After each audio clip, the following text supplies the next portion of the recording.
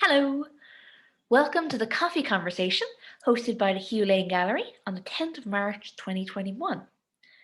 As we are approaching St. Patrick's Day today, we will be discussing the beautiful painting by Margaret Clarke, St. Patrick Climbs Crowpatrick. Margaret Clarke, born Margaret Creeley, was a portraitist, a figure painter, a landscape artist, and she exhibited more than 60 works in the Royal Hibernian Academy over 4 decades, many of them portraits of notable and important figures in the early Irish Free State.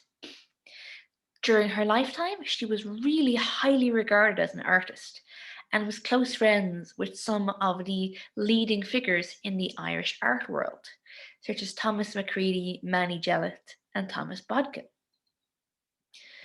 Sadly, following her death, she became quite overlooked in spite of her success and her close associations with artists who are still celebrated and well known today.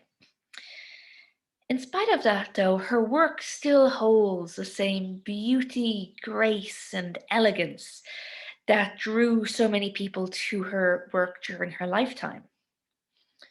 Her paintings are vibrant, they're full of expression and character, and she was very skilled at portraying the tiny muscle movements needed to capture complex emotions in a really wonderful manner.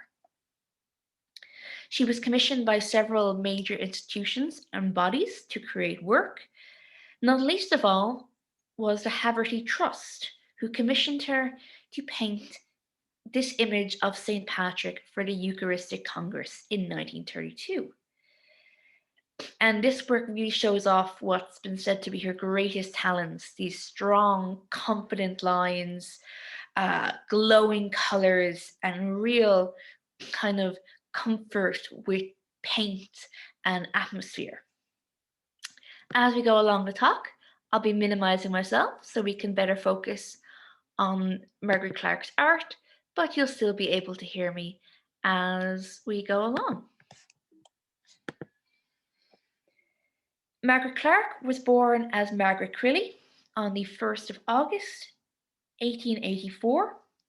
She was one of 6 children from a Catholic nationalist family in Newry, County Down. Her father, Patrick Creeley, was involved in the flax trade as a hackler, one who prepares the flax by spinning and combing out the fibers. Not a lot is known about her young life, but we do know that she attended evening classes at the Newry Municipal Technical School for at least 2 years with the intention of becoming a teacher. At this time, art as a subject was an important component in general education, and on several occasions, she expressed her belief in the importance of art and art appreciation in education. By 1901, she was working as a national school teacher, but she received a Department Art Scholarship from the Department of Agriculture and Technical Instruction for Ireland in the early 1900s, which allowed her to attend the Dublin Metropolitan School of Art, where she studied full-time for her art teacher's certificate. She won that same scholarship 4 times, enabling her to spend several years of study in Dublin. While at the Dublin School, she worked for her art teacher certificate, but at the same time began to pursue her own career in painting, which is where she met William Orpen. William Orpen at that time was teaching life classes twice a year at the Dublin Metropolitan School in summer and in autumn. He had great ambitions for reforming art teaching in Ireland. He was responsible for introducing nude models to life drawing class at the school, and he fought against segregation of male and female students in life drawing classes. He wanted to move Irish art teaching away from the conservative system into a more modern, liberal style of education. He What he wanted to do was to stimulate the best natural talent in Ireland. So he sought to encourage the individual strengths of his students, which included James Sinton Slater, Kathleen Fox, and Margaret Clarke. In particular, Orpin was delighted with Margaret. She was one of his favourite pupils, with him even writing "Darling Margaret" on one of her drawings. In 1910, Orpin produced this drawing, "Life Class on the Beach," which shows his students on a sunny day in Portmarnock about to draw from a female model. It's thought the figure in the centre of the piece is Margaret Clarke, while the one lying down is Slater, and the figure to the far right, looking at the viewer, is Kathleen Fox. Margaret's skill and talent is very visible in her drawing A Girl's Head. This beautifully drawn work is one of her earliest surviving drawings from about 1909. It was very likely drawn in the life drawing class at the Dublin School, and it showcases her talent with tone, light, and character.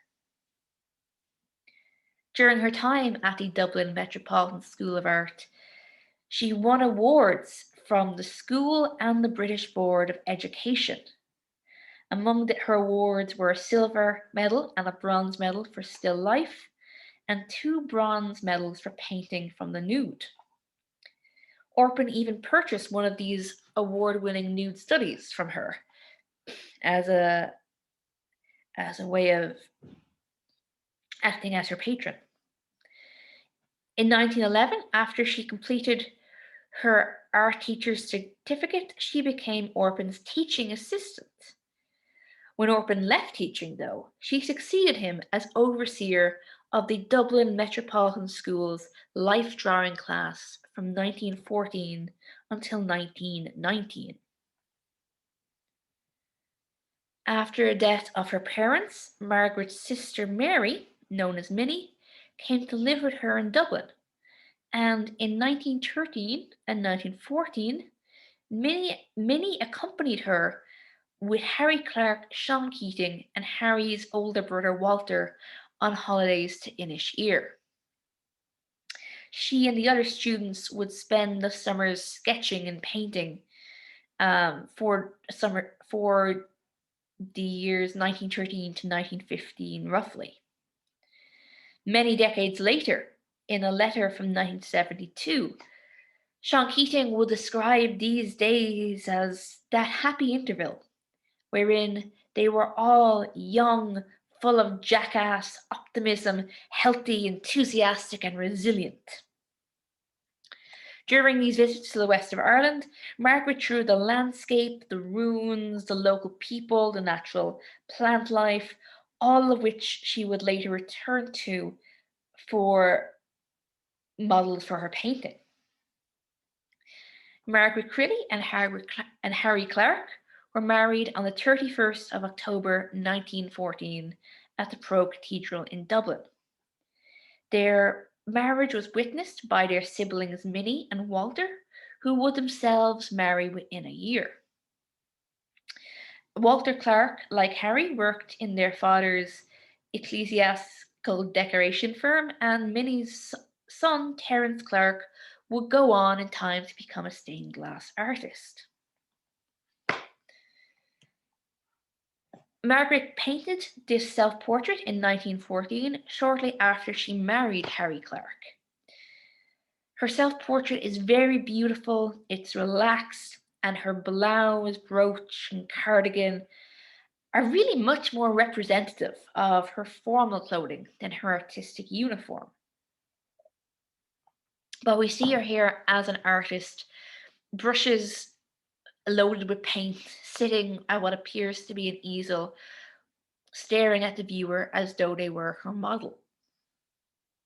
It is clear in these years in the 1910s that she was determined to pursue a professional career as an artist within the RHA, which was at the time still a male-dominated space. Margaret Clarke made her studio above her husband's stained glass studio on North Frederick Street, and her work contains this wonderful, vibrant use of colour, including in an early painting of her sister Mary entitled Robin Redbreast. This early work shows her sister Minnie contain the same vitality and liveliness that is apparent in her best work. You have the striking colours, particularly the red waistcoat with its golden braid, acting as a strong contrast against a decorative blue background. The vibrancy of her red jacket is actually tempered with this lovely soft blue wallpaper behind her. And the light shining upon the model is illuminated both on the rings on her fingers and in the eyes of the sitter, which adds a sense of life and watchfulness to the portrait. Margaret Clarke had 3 children, all of whom became artists. We see here her daughter Anne. Margaret Clarke would often paint her children from when they were very young all the way up to adulthood, in many ways forming a visual record of her children's lives. Very often she would use her children, as well as her family maid Julia and Julia's brother, who worked in the stained glass studios, as the models in her painting. In fact, Dr. Hilary Pyle is of the opinion that a lot of her most original and greatest works are the paintings of her family, her children, and her husband. Throughout her career, the sketches she had produced in the west of Ireland during the 1910s became useful tools and aid memoirs in her work, as can be seen in her painting Mary and Bridget, a painting of her sister and niece that also takes on many allegorical components. Here we can see that she's drawn on sketches of the Holy Well at a church in Ashore, and as well as studies she had done of a thorn tree to produce the background. Clarke shows her sister as a modern Mother Ireland figure, a personification that was popular around this time. It also invokes traditional images of the Madonna and Child. These elements remove the painting from a purely pictorial portrait work into an allegorical piece with a deeper meaning that can be read into the work. From 1922 onwards, the Clarkes lived in a North Circular Road near the Phoenix Park, and that would remain the family home until Margaret died in 1961. She organised her first solo exhibition in 1924. The same year, she won the Tailteann Gold, Silver, and Bronze medals at the Tailteann Games. She exhibited landscapes, portraits, and flower paintings at the URHA for nearly 50 years, eventually becoming an associate member of the URHA in 1926 and a full member in 1927. She was only the second woman after Sarah Purser to ever have become a full member of the URHA. Some of her most complex and original work was produced in the 1920s, a period that was very demanding on her both professionally and personally. She moved more towards allegorical and symbolic works, such as Bath Time at the Creche, Misery, and Strindberg, which we see here.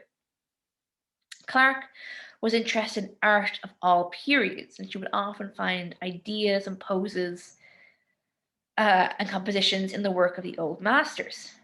After Several of her works were also strongly influenced by William Orpin, which, such as this piece we can see here, which also contains influences by Gauguin and the Symbolists. This work, Strindbergia, was one of the works she exhibited most widely in Ireland and abroad. The work is very enigmatic and is thematically demanding of the audience, with many critics struggling to decipher its meaning. In the mid-1920s, Margaret Clarke and her husband became friends with Lennox Robinson, the actor, and she created this painting based on a play that Robinson had taken part of in 1925, The Ghost Sonata by August Strindberg. As a result, Robinson became one of the models she used in the work, alongside her favourite model, Julia O'Brien. As mentioned, Julia was not only a maid but also a nanny in the Clarke household, and she became one of Margaret Clarke's principal models, a figure who she sketched continuously and appears frequently throughout her work, being the main model in both Bath Time at the Creche and The Wife. It was during this time that Margaret Clarke's work also began to touch upon social themes. Bath Time at the Creche confronts issues of race, while her painting The Wife subtly comments on gender roles. These works use very exaggerated poses from lighting with striking sharp colours, and there remains a sense of staging in these paintings, lending the figures a quite unique presence. Even though they're interacting with other people, they seem to be almost playing a part as if they're on stage, adding to a sense of isolation in the works. Aside from her subject paintings, Margaret Clarke had commercial success as a painter and as a portraitist, which her richly coloured portraits earning her many commissions from the 1920s onwards. Among the people she painted were Dermot O'Brien, president of the RHA, Dr. Edward Sheridan, president of the Royal College of Surgeons, Dom Justin McCarthy, Lord Abbot of Rescree, Archbishop McQuaid, and Eamon de Valera. In 1928, she was commissioned to paint the portrait of de Valera by the Irish-Canadian John J.C. Shelley of Manitoba. However, the portrait was never publicly displayed, possibly because it was seen as being too informal or casual. On the other hand, her portrait of Dom Justin McCarthy of Mount St. Joseph Abbey, Rescree, was exhibited in 1931 at the RHA exhibition, where one review in the Irish Times referred to it as a picture of the year, a living image of the man. This work was awarded the silver medal for portraiture at the 1932 Éineach Chaltin exhibition of Irish arts and crafts. Sadly, in the late 1920s, Harry Clarke's struggle with tuberculosis led to a serious health decline, and from 1929 onwards, he was forced to spend the majority of his final years in a sanatorium in Switzerland. This added extra strain and pressure to Margaret Clarke's everyday life. In spite of that, in 1929, she was one of 3 Irish artists commissioned to design posters promoting trade between the Irish Free State and Great Britain for the Empire Marketing Board. John Delanty, a member of the Empire Marketing Board and High Commissioner for the Irish Free State, was the one who made sure that Irish artists, instead of British artists, were hired to promote the Free State overseas. The aim of this marketing scheme was to encourage British housewives to buy products from the overseas dominions of the British Empire. They were accompanied by the slogan, "Empire buying makes better factories," and the posters were displayed around British towns. In the end, the artists chosen were Margaret Clarke, Sean Keating, and James Humbert Craig, with Clarke receiving the largest role, a commission of 5 posters. This commission came at a very difficult time for her, with her husband's rapidly failing health, yet she managed to complete the set of posters within 6 months, with every stage being monitored by the Empire Marketing Board. The finished posters included an image of a family eating Irish farm produce at a British breakfast table, the export of coal to the Irish Free State, and a scene of an Irish farm relating to the import of butter from the Irish Free State to Britain. A collection of these 5 posters designed by Clarke was luckily added to the National Library in November 2006, making them preserving them for future years. While this was happening, though, in 1929, she painted this unfinished picture of Harry Clarke when he was in a sanatorium in Davos. It was begun during a 2-week stay with him in September and was painted as he sat on the balcony outside his room. We can see Harry with what looks like a newspaper in his hands. The painting is unfinished, showing part of the underdrawing as well as the broad washes of paint that she used to block in the figures, adding a sense of energy and spontaneity to the work. Margaret and Harry Clarke seem to have genuinely loved and respected each other, and this work seems to hold a great fondness for her husband. Tragically, during her stay with him, he suffered a setback in his health, and Harry Clarke finally passed away in January 1931. A few months after her husband's death in 1931, Margaret Clarke was one of 3 artists commissioned by the Haverty Trust to paint St. Patrick in honour of the Eucharistic year in 1932. The Eucharistic Congress was held in Ireland to mark the 1500th anniversary of St. Patrick coming to Ireland. In June 1931, Dr. Thomas Bodkin, director of the National Gallery of Ireland at the time, and the trustees of the Haverty Trust agreed that Margaret Clarke, Leo Whelan, and Sean Keating would paint subject pictures for St. Patrick by the end of March 1932. The Irish Times at the time of this suggested that these commissions came about due to a lack of really good pictures of St. Patrick, images that would be in demand in the coming year for the Eucharistic Congress, held in order to celebrate St. Patrick's anniversary.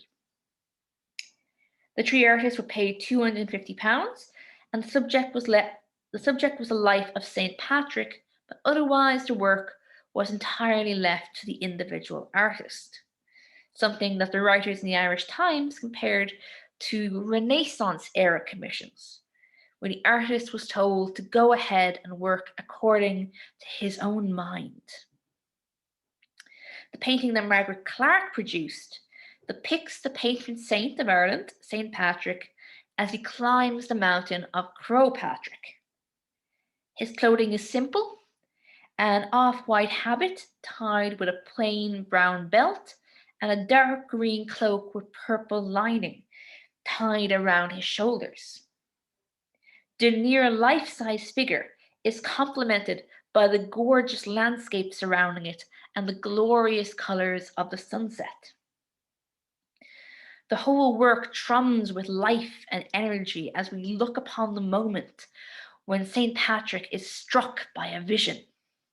The split-second moment we see captured on canvas shows the shocked look on his face as his staff falls from his right hand and his bell drops out of his left. It is a truly awe-inspiring moment. The soft pinks and greens in the work helping to highlight the bright blue eyes of St. Patrick that stare widely into the distance, seeing something we cannot. This work shows Margaret Clarke at her best with her wonderful skill for detail, clear in the expression on St. Patrick's face and the detail on his hands, while her more gestural, free-spirited approach to painting is clear with the landscape behind the figure, filled with warm pinks and oranges, browns and golds. Her depiction of the natural wildlife is exquisite as well, with the wooden staff of St. Patrick being mirrored by the thorn tree in the background, and the clump of birds scattering out of the way of the fallen staff. Upon completion, this work and the other commissions were exhibited during the Eucharistic Congress and afterwards given to public bodies and institutions. Sean Keating's painting, St. Patrick Lights the Paschal Fire at Slane, was given to the Irish College in Rome, and Leo Whelan's work, The Baptism by St. Patrick of Etna the Fair and Felinilda the Ruddy, is thought to have also gone to another Irish institution abroad. But this piece by Margaret Clarke was displayed at the Mansion House in Dublin before being given to the Municipal Gallery, now the Dublin City Gallery at Hugh Lane, ensuring that it was not only seen by the people of Dublin, but it remained in the collection of the city of Dublin. The following years after Harry Clarke's death were very difficult for Margaret, as she now not only had to raise her 3 young children, but she also became director of the Harry Clarke Stained Glass Studios, as well as trying to continue as an artist in her own right. All of these constraints limited her time for painting. She could no longer create the ambitious subject paintings that she had painted in the previous decade, so instead, from then on, she focused on portraits alongside landscapes and still life paintings. It has been suggested by Dr. Pyle that she became more frustrated and dissatisfied with her work as the years went on, and she found she could not create a more modern style for herself. However, as time passed, she was joined in running the Harry Clarke Studios by her daughter Anne Burke and her son David. David was also a painter, and he would stay involved until the studio closed in 1973. Margaret Clarke held a solo exhibition at the Dublin Painters Gallery in 1939, but slowly but surely her output reduced over the course of the 1940s and 50s. She stopped showing her work at the RHA in 1953, but she remained involved with the selection committee and always attended the exhibitions. She was invited by Manny Jellett to join the committee for the first Irish exhibition of living art in 1943. At the opening show of the ILA, she exhibited the painting Anne with Cat, which would be her only artistic contribution to the exhibitions. Her work, Anne with Cat, combines both her skill in the academic tradition and her more novel modernist ideas with the decorative qualities on the richly coloured background with bursts of red throughout the work. It's even been suggested that her use of decorative wallpaper or material in backgrounds, particularly such as we see here in this painting, could be a reflection of her family background in the flax trade. Margaret Clarke stopped painting in the early 1950s, but remained involved with the art world, remaining on the committee of the IELA for several years and helping to organise a retrospective of the work of Evie Hone in 1958. In 1961, she was in the middle of cataloguing the work of Manny Jellett when she sadly passed away. She was buried in Redford Cemetery gravestones in County Wicklow. In spite of her success as an artist, her reputation faded from the public consciousness following her death. In recent years, there have been pushes to reintroduce her work to the public at large. Her work was added to the National Self-Portrait Collection in 2001, and recent exhibitions like An Independent Spirit, a collaborative project between the National Gallery of Ireland and the F.E. McWilliam Gallery in Banbridge, endeavoured to bring more attention to her work and allow people to see her as an artist in her own right. Margaret Clarke achieved many things over her artistic career. She became the second woman to receive the full membership to the RHA. She held solo exhibitions in the 1920s and 30s. She exhibited with group exhibitions in places like Paris, New York, Boston, and Brussels. She did all of these things on top of raising her 3 young children, Anne, Michael, and David, and caring for her husband, who was growing ever more ill. While her work may have faded from the mainstream consciousness following her death, almost every member of the public who has since seen her work is struck by the beauty, vibrancy, and skill that she poured onto her canvases. Her works were seen by thousands, if not millions, as official portraits, as posters or advertisements, and it makes complete sense that she was chosen to paint an iconic image of Ireland's patron saint for the Eucharistic Congress in 1932. Her depiction of St. Patrick remains as striking and vibrant today as when it was first displayed in the Mansion House nearly 100 years ago. It was certainly highly regarded and beloved, as Peace won her the Tailteann Trophy in the 1932 exhibition of Irish arts and crafts. While Margaret Clarke is often overshadowed today by her mentor William Orpin or her husband Harry Clarke, I agree very strongly with the words of A.J. Leventhal wrote about her in 1944. It is regrettable that we do not see more of this artist's work. She is one of the finest this country has produced.